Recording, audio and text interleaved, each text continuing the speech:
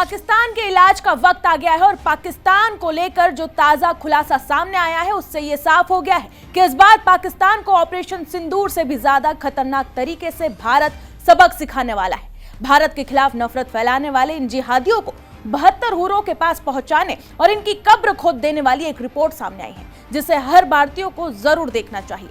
पहलगाम के बाद दिल्ली ब्लास्ट की घटना ने पूरे भारत को झकझोर कर रख दिया था और अब दिल्ली ब्लास्ट के तार आतंकिस्तान से जा मिले।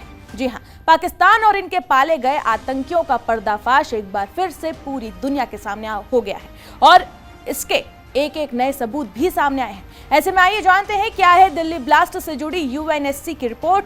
दिल्ली में लाल किले पर हमले के पीछे जैश ए मोहम्मद का हाथ था, इसके क्या क्या सबूत मिले हैं आगे ये भी जानेंगे वीडियो में। दरअसल बता दें कि संयुक्त राष्ट्र में आतंकियों को पालने पोसने वाला पाकिस्तान एक बार फिर से बेनकाब हो गया है। संयुक्त राष्ट्र सुरक्षा परिषद यूएनएससी की 1267 प्रतिबंध समिति की हालिया रिपोर्ट में पाकिस्तान में सक्रिय आतंकी संगठन जैश ए मोहम्मद का नाम दिल्ली लाल किले ब्लास्ट में जोड़ा गया है।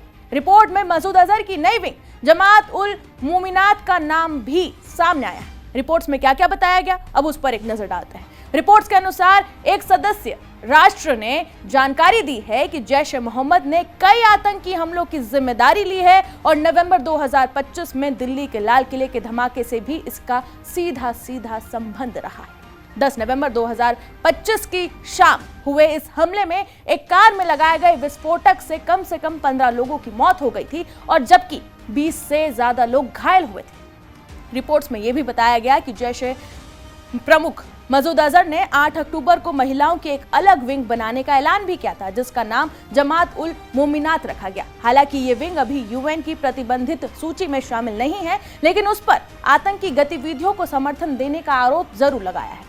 यूएन रिपोर्ट में अप्रैल 2025 में हुए पहलगाम आतंकी हमले का जिक्र भी किया गया जिसमें 26 लोगों की जान चली गई थी। उस समय हमले की जिम्मेदारी द रेजिस्टेंट फ्रंट यानी कि टीआरएफ ने ली थी। रिपोर्ट्स में यह भी जिक्र है कि 28 जुलाई 2025 को 3 संदिग्ध आतंकियों को मार गिराया गया था। मई 2025 में भारत द्वारा पाकिस्तान में आतंकी ठिकानों पर की गई कार्रवाई और उसके बाद 4 दिनों तक चले सैन्य तनाव का भी जिक्र किया गया है।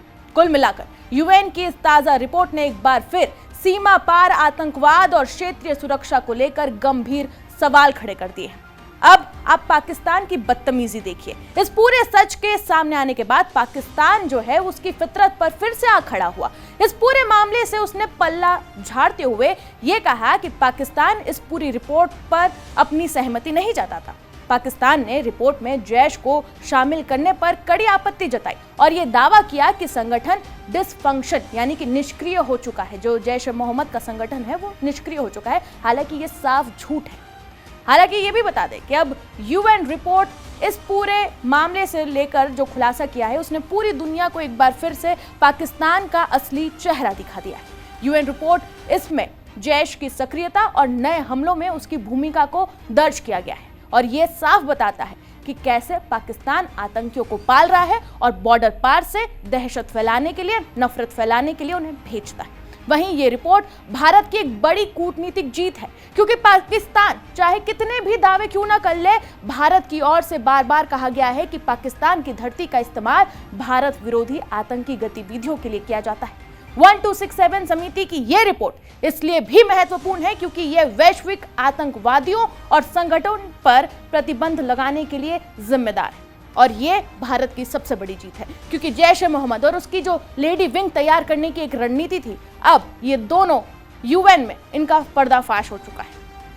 पाकिस्तान भले ही झूठ बोल ले कि जैश ए मोहम्मद का जो संगठन है वो निष्क्रिय है, वो भी डिसफंक्शन है, लेकिन इस रिपोर्ट में ये साफ हो गया है कि ना जैश ए मोहम्मद का जो संगठन है वो डिसफंक्शन हुआ है बल्कि ये सीमा पार से आतंकवाद फैला भी रहा है और पाकिस्तान उसका साथ दे रहा है। फिलहाल पाकिस्तान की इस रिपोर्ट पर आपकी क्या राय है, कमेंट सेक्शन में हमें जरूर बताएं। बाकी तमाम खबरों के लिए जुड़े रहे जी न्यूज़ के साथ।